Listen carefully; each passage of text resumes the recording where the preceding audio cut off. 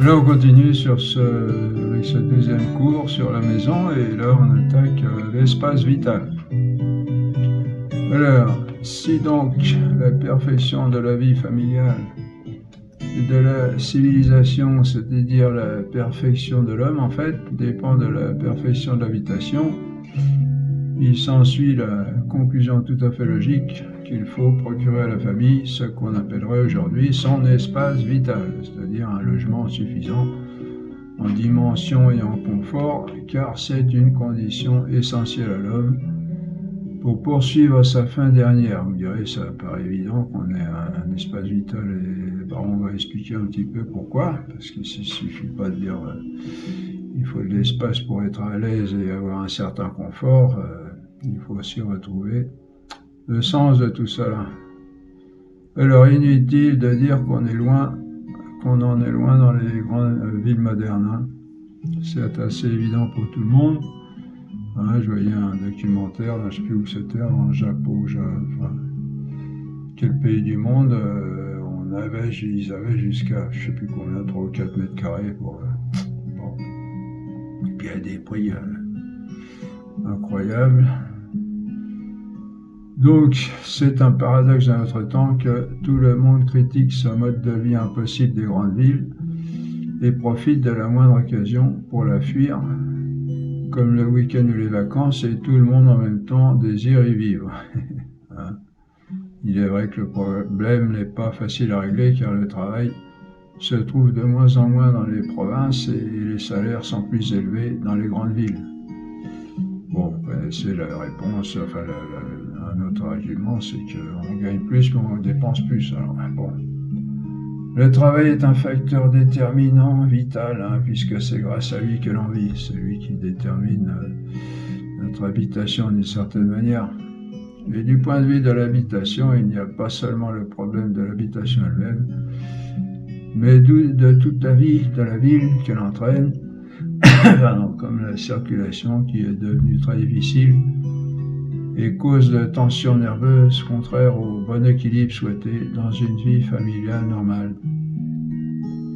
Tout le monde rêve de son pavillon avec un jardin, et c'est normal, et beaucoup vivent dans des immeubles comme des lapins dans des clapiers, sans compter les problèmes moraux que causent ces grands ensembles, comme dans ce qu'on appelle les quartiers chauds.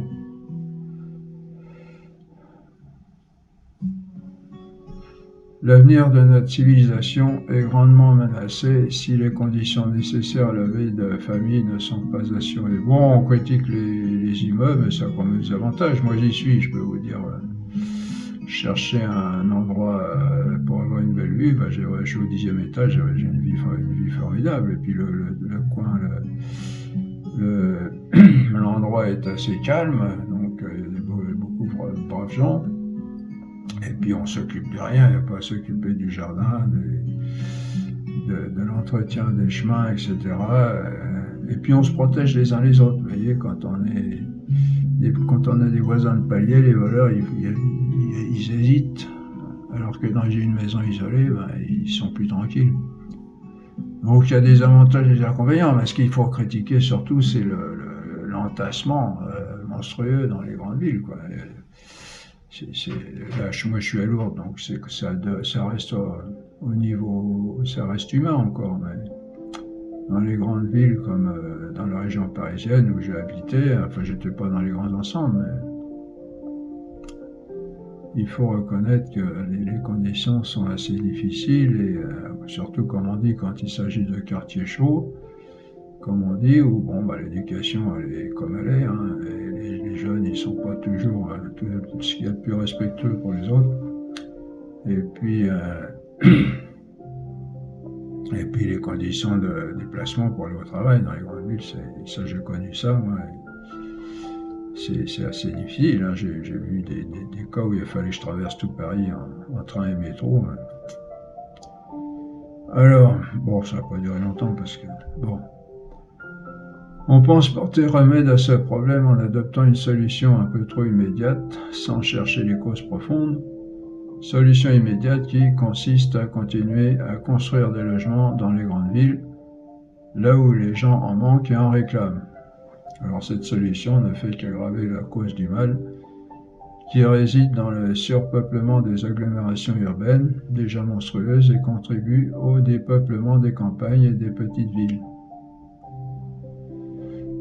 Selon Jean Deja, les problèmes que posent les agglomérations urbaines monstrueuses telles que la région parisienne ont été étudiés par les meilleurs spécialistes de la sociologie, de la démographie, de l'urbanisme et de l'économie, et ces auteurs ont démontré que dans des agglomérations urbaines aussi monstrueuses que l'agglomération parisienne, il n'y a aucune solution possible à aucun problème humain, qu'il s'agisse de problèmes de circulation, de problèmes hygiéniques, économiques, sociaux, culturels, moraux ou religieux.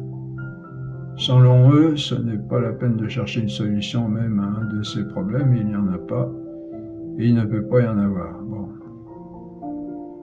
Et il est vrai, ne serait-ce qu'au niveau de la circulation, on ne voit pas quel remède apporter à ce flot continu de véhicules qui va croissant, où les usagers passent plusieurs heures, parfois par jour, ce qui n'est pas sans répercussion sur leur santé, sur leur équilibre nerveux. Bon, on est en train de faire des progrès, si on veut, dans le sens où on essaye de diminuer le nombre de voitures qui vont circuler à Paris en faisant des interdictions et en préconisant les transports publics. Bon, c'est pas mal dans un sens. Mais bon, le problème reste quand même important. Rien d'étonnant à ce que les gens deviennent agressifs, non seulement sur la route, ce qui peut provoquer des accidents, mais encore dans leur famille. Comment une femme qui a passé une journée de travail dans une atmosphère souvent agressive et plusieurs heures dans la circulation, pourrait-elle convenablement s'occuper de ses enfants à la maison le soir, surtout s'il a fallu conduire les petits à la crèche le matin de bonne heure? De même pour le mari, et il ne se trouve pour se consoler, du moins le pense-t-il, que cette télévision ou cet Internet, qui, loin de les détendre, augmentent en eux leur tension nerveuse et ne font qu'aggraver leur déséquilibre psychologique ou même psychique, ce qui les conduira souvent à chercher remède dans les antidépresseurs. Vous avez des gens, même des jeunes maintenant, qui prennent des antidépresseurs et qui s'y habituent et qui prennent goût et qui finissent par se droguer avec ça.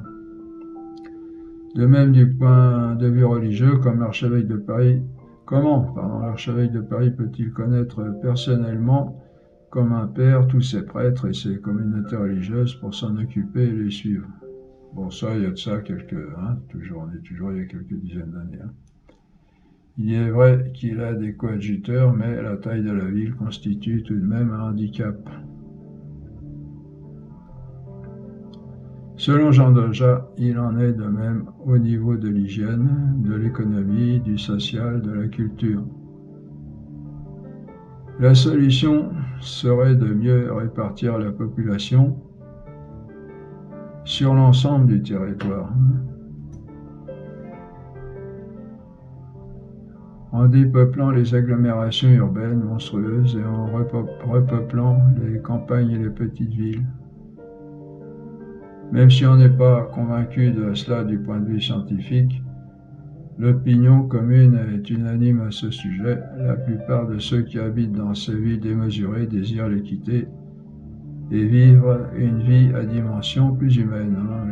Il y a pas mal qui le font d'ailleurs, qui quittent la ville, qui acceptent de moins gagner et d'avoir moins de confort, etc., mais pour avoir une hygiène de vie préférable. Des spécialistes en la matière ont montré que cela est possible. Comment ce projet est-il réalisable? Quelle est la solution? Alors, un État totalitaire organiserait des déplacements forcés, ce qui n'est pas conforme au principe que nous avons trouvé selon la véritable nature de l'homme, qui est d'être libre et responsable à part entière dans la société. On ne peut agir qu'au niveau de sa liberté, toujours se souvenir de ça, du point de vue politique. Or, l'homme, entendons par politique tout ce qui concerne la vie sociale de l'homme.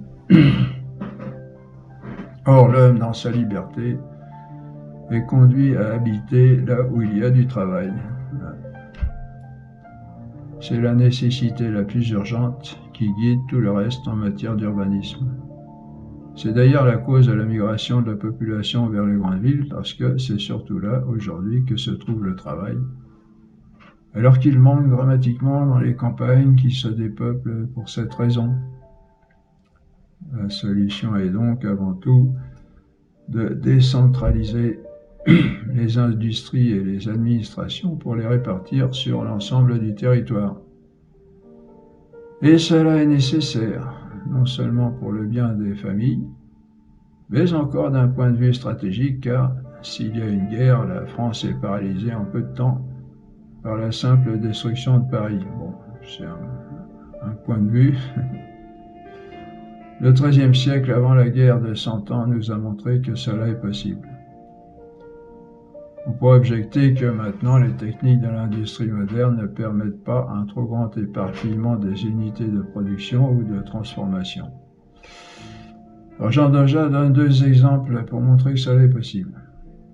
La région alpestre qui, il y a quelques dizaines d'années, se vidait de sa population et devenait désertique, se repeuple très rapidement avec l'extraordinaire essor industriel de l'énergie électrique. Or, cela se fait avec une seule métropole, Grenoble, qui demeure encore à l'échelle humaine, et des chapelets de petites villes de 8, 10 ou 12 000 habitants égrenés le long des vallées. Or, c'est là que l'industrie, grâce à l'utilisation de l'énergie électrique, est le plus à l'avant-garde du progrès technique. Deuxième exemple, la région de France où l'industrie métallurgique est le plus à l'avant-garde du progrès technique est certainement la Lorraine. Et cette région n'a qu'une seule métropole, Metz, qui demeure à l'échelle humaine, et un chapelet de petites villes de 10, 12 ou 15 000 habitants, 20 000 habitants. On voit ainsi que la bonne solution de décentralisation est tout à fait conciliable avec l'essor des techniques modernes.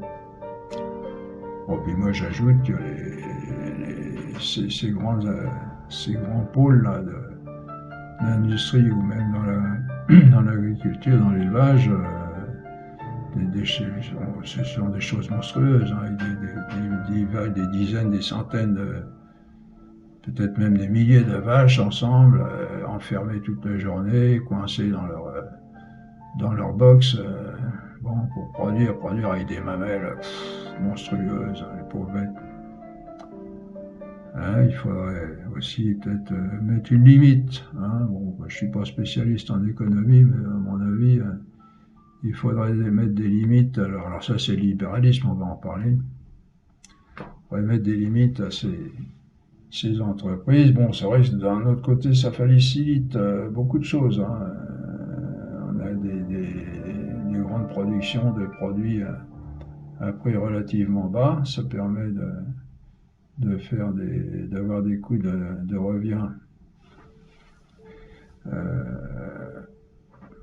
plus bas, et c'est vrai que quand on va faire ses courses, on a beaucoup de produits de prix raisonnable.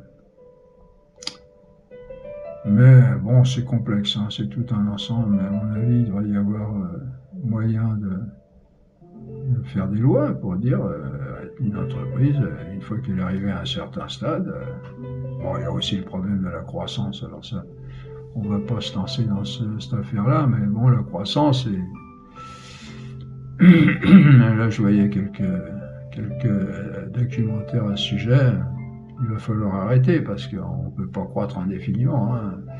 Il y en a justement un spécialiste en économie qui donnait l'exemple d'un hamster qui croissait, enfin il donnait des chiffres, il dit en peu de temps il va arriver à une grandeur monstrueuse, et puis en 2 jours il va bouffer toute la nourriture de la terre. Mais enfin, pour dire que la croissance, un homme ou un être humain ou un animal, il a une croissance, c'est sûr, mais il arrive un moment où il arrive à maturité.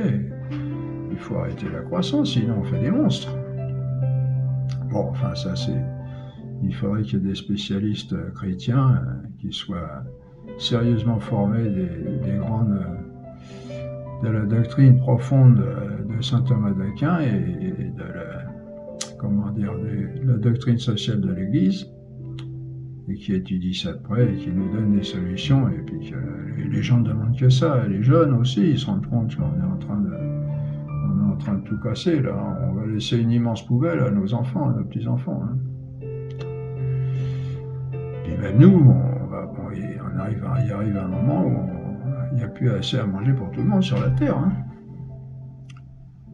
Alors on voit ainsi que, bon là on continue selon les objectifs de Jean de Jage. Bon, je pense que je ferai peut-être une étude là-dessus par la suite, dans ce projet dont je vous ai parlé, là, que je suis en train de travailler et qui doit sortir après ça.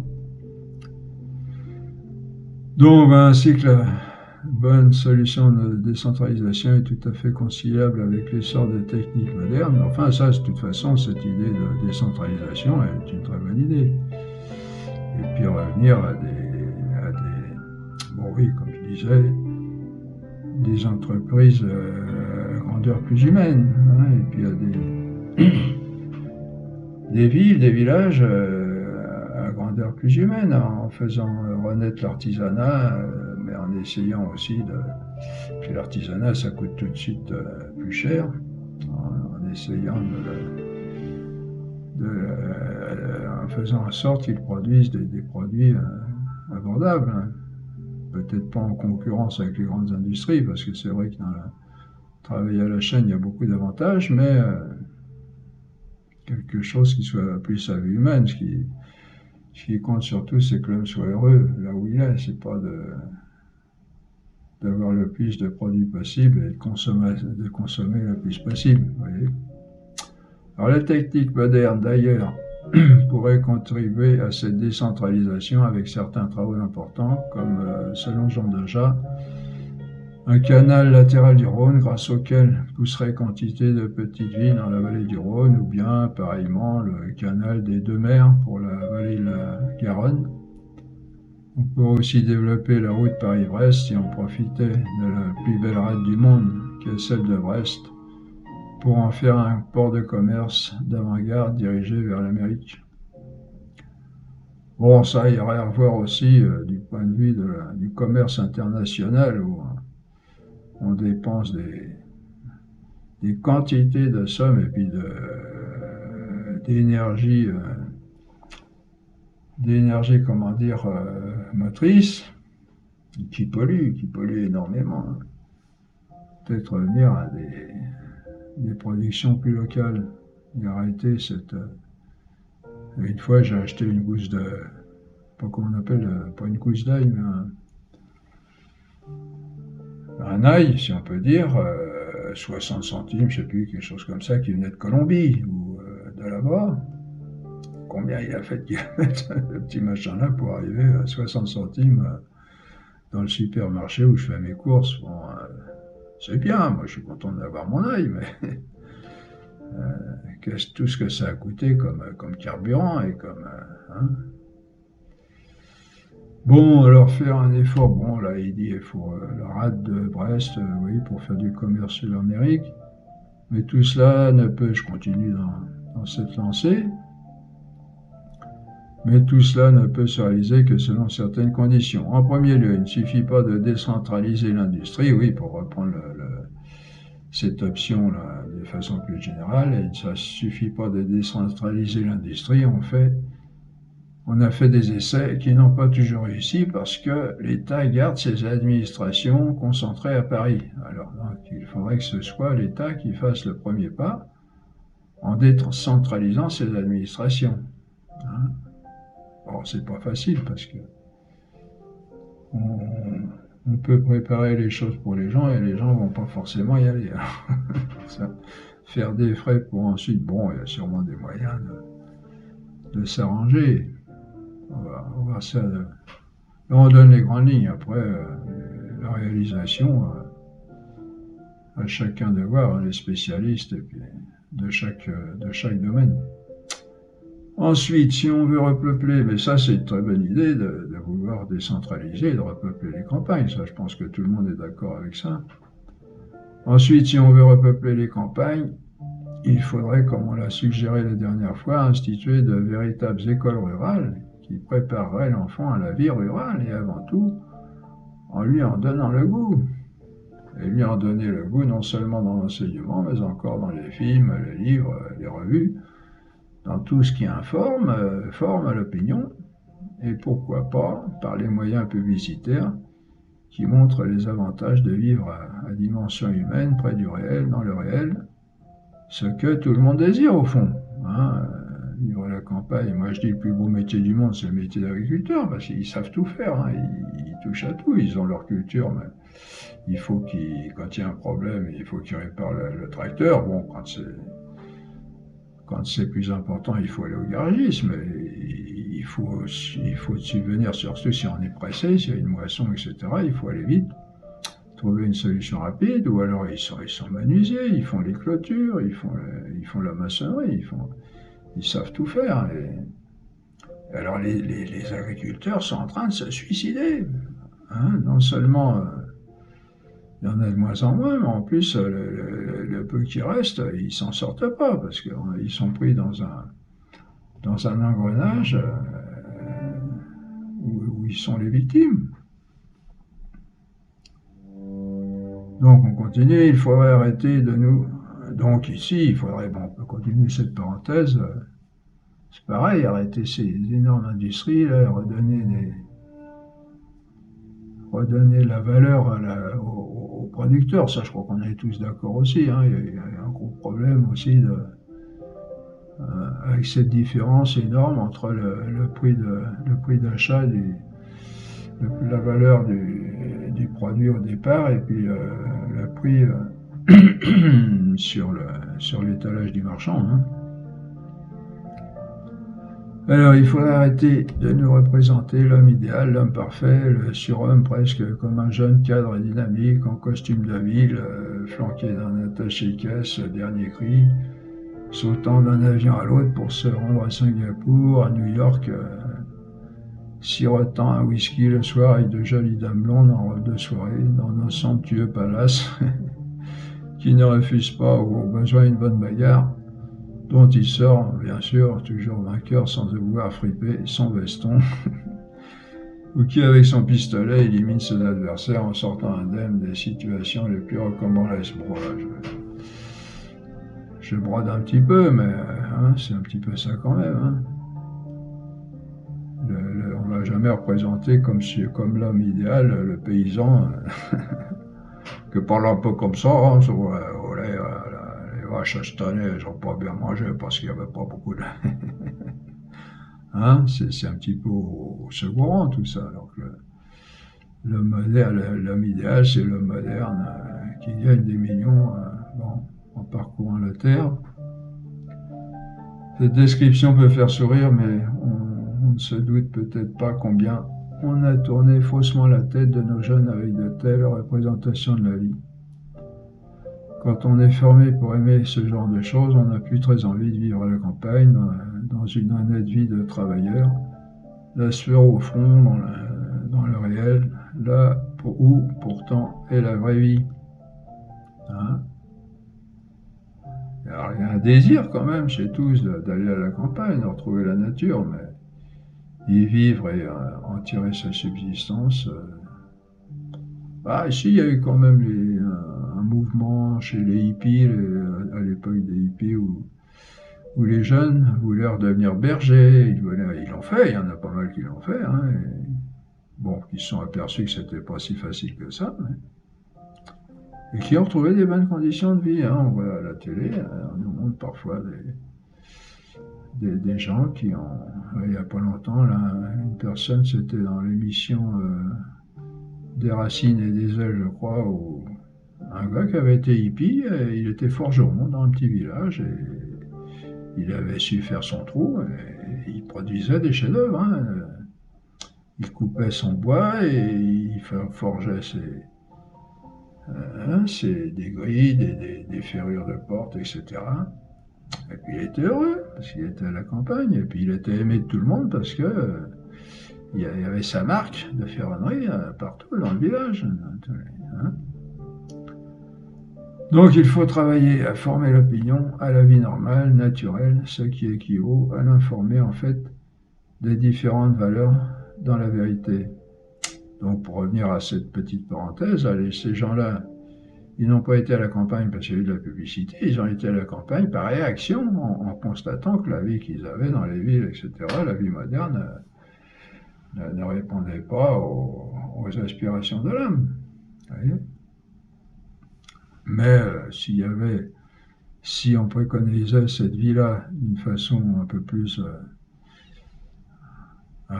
dans la vérité, quoi, dans la réalité, ça faciliterait quand même les choses et ça aiderait les gens à revenir à des conditions de vie plus humaines.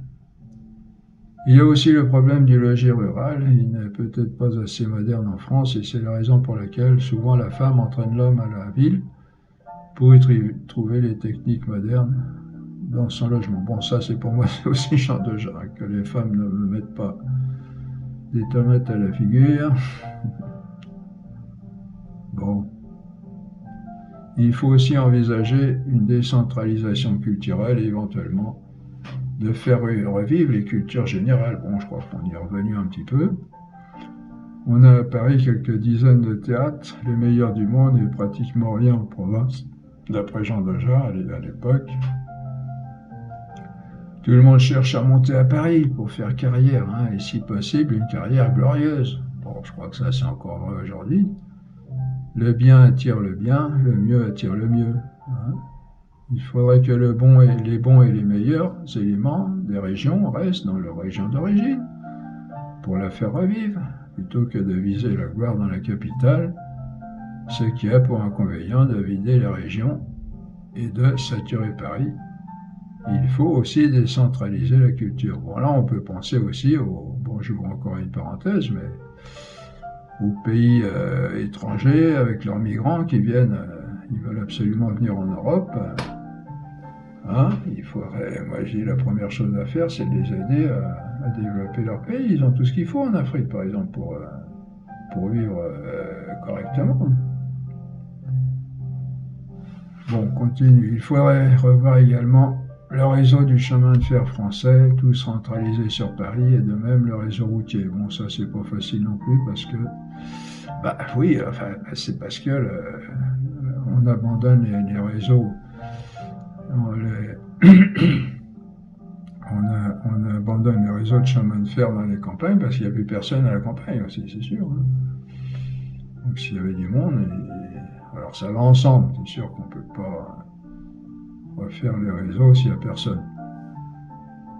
Il semble qu'on ait fait des progrès de décentralisation en ce qui concerne les universités, mais les transports ne suivent pas. Par exemple, un jeune de Troyes qui voudrait aller en université à Dijon ou à Reims, il passerait la journée entière alors qu'il est à Paris en 1 heure. Bon. Voilà quelques solutions principales aux problèmes que pose l'habitation dans notre pays, pour que les familles puissent vivre au mieux selon les principes posés dans ces cours, hein, qui sont d'après la doctrine sociale de l'Église, hein, et d'après le meilleur bien de l'homme, en ayant un espace vital suffisant et agréable, ce que l'on ne trouve pas dans des villes démesurées comme Paris. Vous voyez ? Il faut arrêter de faire croire qu'à Paris, si on n'est pas à Paris, il va nous manquer quelque chose.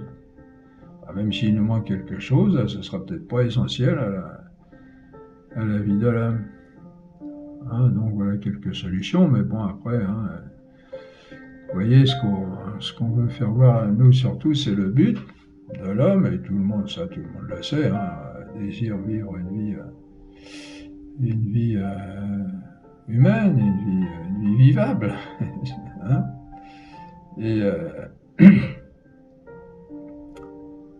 et de toute façon, beaucoup de gens veulent vivre à la campagne. D'ailleurs, ceux qui ont les moyens, ils ont toujours une maison à la campagne, hein, pour aller s'y ressourcer. Et malheureusement, ils restent travailler à Paris. Bon. Et puis ça fait des villes dortoirs à l'extérieur. Ce qui est malheureux aussi, c'est que il n'y a pas de vie, vraiment de vie communautaire, quoi, avec ces maisons secondaires. Nous avons noté certains points séparément, mais il est certain que c'est un problème d'ensemble. Ah oui. Et c'est pourquoi il est très difficile à résoudre. Il faudra en même temps réduire les possibilités de s'installer dans les trop grandes villes et préparer l'accueil des familles en province, de manière à ce qu'elles y trouvent ce qu'elles cherchent à Paris.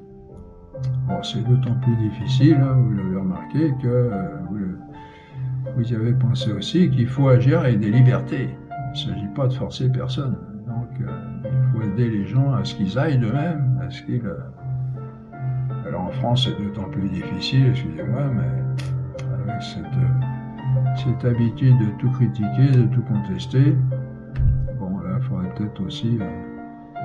il y a aussi beaucoup de progrès à faire pour essayer de travailler ensemble et puis être prêt à faire des sacrifices personnels pour le bien de l'ensemble. Pour ce qui est du problème des banlieues, comme on dit, des quartiers chauds, si la disposition de l'habitation a son importance, elle ne réglera pas tous les problèmes. Il ne suffit donc pas de démanteler les grands ensembles et d'envoyer leurs habitants à la campagne. Ça peut conduire à une amélioration de la vie sociale, mais pas à la résolution complète du problème, qui demeure principalement un problème d'éducation. En organisant un déplacement de population, on risque simplement d'opérer un déplacement du problème, mais pas forcément le résoudre. C'est ce qu'on a voulu faire aussi en mélangeant les catégories. C'est pas ce qui va faire changer les gens qui sont mal élevés, les faire qu'ils soient bien élevés, etc. Hein. Pourquoi les gens se rassemblent, les bonnes gens, comme on dit, se rassemblent et puis laissent les autres, ont tendance à laisser les autres un peu sur la touche, parce qu'il y a des difficultés de cohabitation. Hein. Les gens qui n'ont pas une éducation correcte, ils ne sont pas formés à respecter les autres, et donc les autres n'en veulent pas, parce que si c'est pour se faire insulter ou voler ou maltraiter, c'est bien gentil de dire il faut se mélanger, il faut aider les autres, mais il faut que les autres y mettent du sien aussi. Hein.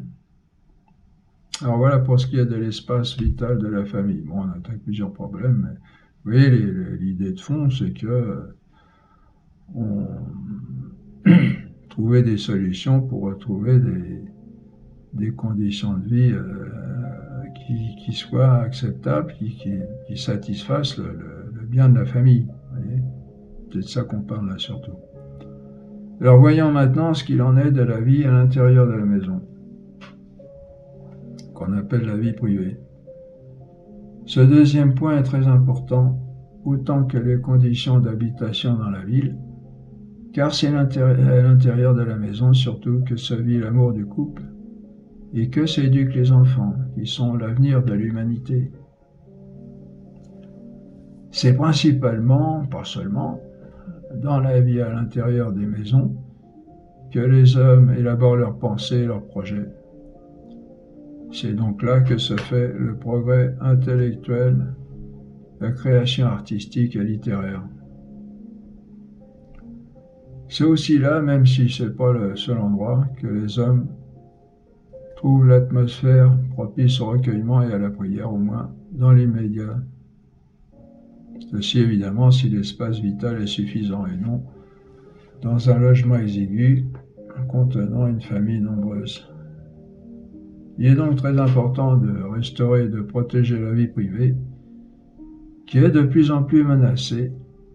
D'abord parce que les gens passent beaucoup plus de temps à l'extérieur que chez eux, et ensuite parce que la vie intérieure de la maison elle-même est envahie par la radio, la télévision, l'internet, etc. Et cette restauration de la vie privée tirera son origine de l'estime qu'on doit en avoir. On peut voir tout ce qu'on y vit, la préparation des repas, le sommeil, les travaux intellectuels et ménagers, les travaux d'entretien, etc., comme une sorte de cérémonial. Hein. non pour les enfermer dans des règlements contraignants, mais pour les ennoblir, et non pour les ennoblir en eux-mêmes, mais en vue de la haute destinée à laquelle la famille est appelée, c'est-à-dire pour y vivre un amour à l'image de celui de la Sainte Trinité, hein, et y former l'humanité de demain dans les enfants. C'est certainement ainsi qu'on redonnera en même temps le goût aux couples et aux enfants de vivre ensemble, si chacun sait qu'il retrouvera à la maison une vie véritablement humaine, à la hauteur des dimensions divines. C'est notre vocation, ça. La vocation, c'est-à-dire c'est ce à quoi Dieu nous appelle, à devenir divins. Nous le sommes déjà au départ, nous avons une certaine... comme disait un poète latin, je ne sais plus comment il disait ça, mais il dit il y a du divin dans l'homme. Hein. Et d'autant plus maintenant que Jésus-Christ nous a sauvés et nous appelle à une vie, à partager la vie et l'amour de la Sainte Trinité. Et ça, pour le couple, d'être modèle, d'être image de la Sainte Trinité sur la terre, c'est une recommandation de l'Église, hein, l'Église qui est Jésus-Christ, de vivre, d'être témoins dans leur vie de couple avec les enfants de l'amour de la Sainte Trinité. Bon, on ne détaille pas, on a déjà parlé. Il faut pour cela non seulement que la maison soit fonctionnelle, mais encore qu'elle soit belle. De la cave au grenier, dans son ordonnance générale comme dans les détails, que les faits du logis, les femmes savent agencer à merveille, de manière à ce que tous soient heureux d'y vivre. Hein, vous voyez la nécessité de la femme d'être à la maison. Pas complètement forcément, mais d'y être principalement. Comment espérer reconstruire la société en négligeant le lieu principal où elle se retrouve, qu'est la maison, si on n'y est pas heureux? C'est de là que tout part. Ce doit être le souci principal du chef de famille.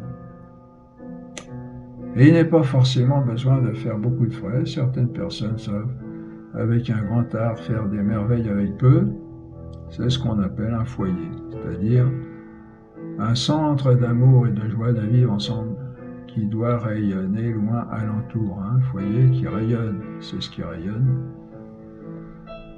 On a trop mis l'accent sur la vie extérieure, ce qui a fait négliger ce centre et l'a rendu peu attrayant. L'une des causes du démantèlement des familles. Le foyer est destiné à être centre de rayonnement de vie humaine. Et donc, il faut en favoriser le plus possible la beauté sous tous les rapports. Hein, pas seulement la beauté matérielle, mais... Il ne faut pas oublier que c'est la première cellule de la société, hein, la famille.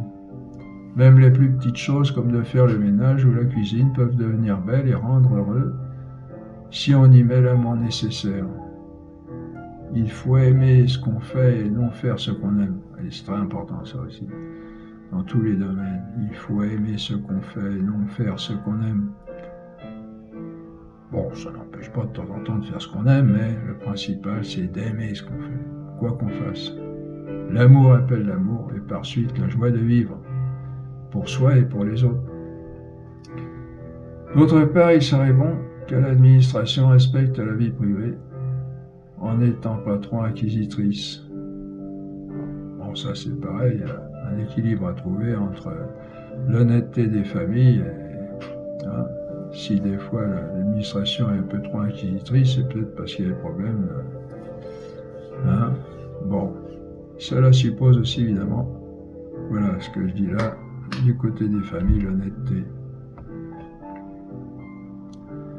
La vie privée de la maison ne se limite pas toujours aux membres de la famille. Elle peut s'ouvrir à des personnes que l'on appelait autrefois les domestiques. Bon, ça va peut-être vous faire bondir, mais si vous réfléchissez bien, le mot n'a rien de péjoratif puisqu'il vient du latin domus, qui veut dire précisément la maison. Le domestique, c'est le familier de la maison. Il peut se nouer de grandes et belles amitiés entre membres de la famille et employés de maison. Ces collaborateurs précieux de la famille peuvent aider des personnes qui sont en général des élites dans la société à s'adonner plus librement aux travaux intellectuels propres à améliorer la société, vous voyez. Et il n'y a pas à craindre une infériorité de personnes par rapport à d'autres. Si, comme on l'a vu, d'un côté, ceux qui commandent apprécient dans toute sa valeur la dignité de l'homme, à quelque tâche qu'il soit affecté, d'autant plus que ces tâches peuvent être très honorables et relever d'un grand art, comme la cuisine ou le jardin. Et d'un autre côté, si ceux qui servent considèrent aussi ceux qu'ils servent avec toute leur dignité, et en plus parfois avec une certaine admiration pour la richesse de diversité des créatures.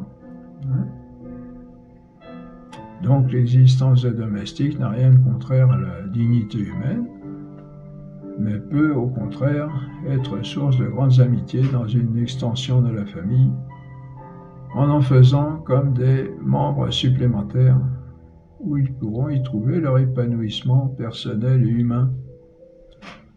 La doctrine communiste, en allant contre cela, a confondu l'égalité de nature avec l'égalité de personnes, cherchant à supprimer la richesse de la diversité des personnes avec toute sa beauté. Vous voyez ? Évidemment, tout ça, c'est avoir dans la paix et dans la... Vous voyez, le gros problème, on le verra en cours sur le marxisme, c'est qu'il amène la discorde, il amène le conflit, la lutte des classes. Le marxisme est essentiellement conflictuel, même s'il y a des possibilités d'accord, de vivre en bonne intelligence, etc. Le marxisme va toujours chercher à créer le conflit. C'est un principe chez lui qu'il doit y avoir la lutte des classes. Le but, c'est pas l'amélioration de ceux qui sont dans des situations plus préférables et d'autres dans des situations moins favorables. Le but, c'est connu. Alors, dans cette optique, évidemment, on prendra garde à procurer à ces personnes des logements décents, si possible dans la famille et non dans ce qu'on appelle les chambres de bonne, dans des combles d'habitation impersonnelle. On veillera à l'inverse à ce que ces personnes ne soient pas non plus envahissantes, chacun à sa place. Voilà pour ce qui est de la maison elle-même, comme milieu intime de la vie familiale. Vous voyez, tout ce qui importe dans tout ça, c'est l'amour, toujours, et l'estime et le respect de chacun. Il n'y a pas de raison que tout le monde soit au même niveau. Il y a des gens qui ont des capacités bien plus grandes que d'autres. Ce qu'il faut, c'est qu'ils mettent, on en parlera, qu'ils mettent leur capacité au service de la communauté, d'abord de la famille et aussi de la communauté. Et puis que les gens qui ont moins de capacité, qu'ils vivent selon leurs capacités, sans jalouser celui qui en a plus. Chacun selon ce qu'il est. Alors après, donc, avoir vu, il y aurait beaucoup de choses à dire sur ces... mais vous pourrez en déduire par vous-même. Alors après, donc, avoir vu l'espace vital de la maison et la vie intime de la famille, voyons maintenant la façon de se procurer et de gérer les ressources nécessaires à la subsistance des habitants de la maison, à leur bien-être. Alors, la science, l'art, selon lesquels on sait au mieux se procurer et gérer les ressources nécessaires aux subsistances des hommes, s'appelle l'économie. Ce mot vient du grec oikos, qui veut dire maison, et nomos, qui signifie règle, loi, norme. L'économie est un ensemble de règles qui établissent la manière de gérer au mieux les ressources de la maison en vue du bien-être des personnes. La cause finale toujours, qui dirige tout. Ce sens est passé dans la politique pour parler de la gestion des biens du pays et l'économie est devenue de ce fait une science très complexe, englobant les relations de production et de gestion des ressources du monde, mais à l'origine, il ne concernait que l'organisation de la maison et de toute la maison, pas seulement les ressources. Mais on retrouve ce sens de la gestion des biens dans le mot économe, par exemple, pour dire d'une femme qu'elle gère bien sa maison, ou pour désigner celui qui, dans un établissement, s'occupe d'assurer les ressources nécessaires au fonctionnement de son établissement. La science économique, en définitive, est la science du bien-être des maisons. Cela veut dire que la science économique a pour but un bien humain qui est la bonne vie des hommes dans les maisons, bon au sens philosophique de constructif, selon le vrai bien humain, le bien construit, le mal détruit.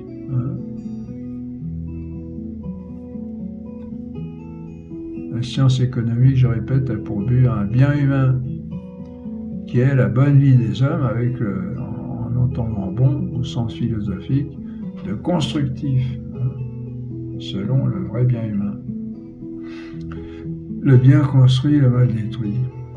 Par conséquent, ainsi qu'on l'a vu, comme toutes les sciences sociales, la science économique recherchant un bien humain est une science morale.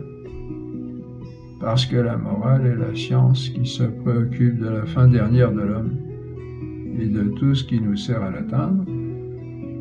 Et on a vu qu'on ne le pouvait qu'ensemble. La science économique fait partie du vaste ensemble qu'on appelait autrefois les sciences morales et politiques. Donc les problèmes économiques sont des problèmes moraux. À cela, les partisans d'une économie de type physique objectent que les phénomènes économiques étant régis par des lois physiques, des lois de la nature, que nous ne pouvons qu'observer, l'économie est forcément une science physique. Ceci est faux, car tous les actes de la vie économique ne sont principalement la production, la vente et l'achat, sont des actes volontaires libres des hommes, que les hommes ont à diriger vers leur bien humain et ultimement vers leur fin dernière. Nous ne sommes donc pas dans le domaine des sciences physiques, mais des sciences morales. Alors, on est encore dedans, là.